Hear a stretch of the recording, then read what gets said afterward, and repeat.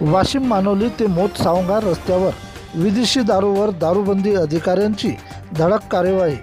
वाशिम जिल्ह्यातील मानोली ते मोतसावंगा मार्गावर राज्य उत्पादन विभागाने धडाकेबाज कारवाई करत विदेशी दारूचा मोठा साठा जप्त केला आहे।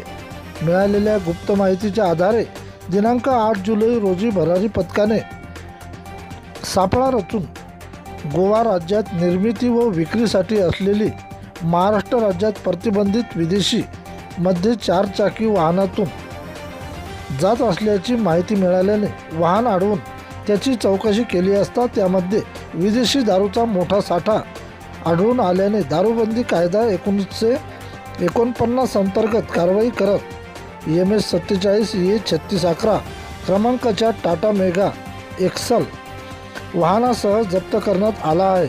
ही कारवाई राज्य उत्पादन शुल्क महाराष्ट्र राज्य मुंबई आयुक्त डॉक्टर राजेश देशमुख, सह आयुक्त वद प्रसाद सूर्य, अमरावती विभागाचे विभागीय उपआयुक्त डॉक्टर पराग नवलकर तसेच वाशिम जिल्ह्याच्या श्रीमती सीमा झावरे यांच्या मार्गदर्शनात दारूबंदी कायद्याअंतर्गत गुन्हा दाखल केला असल्याची माहिती मिळालेली आहे। प्रतिनिधी किशन काळे।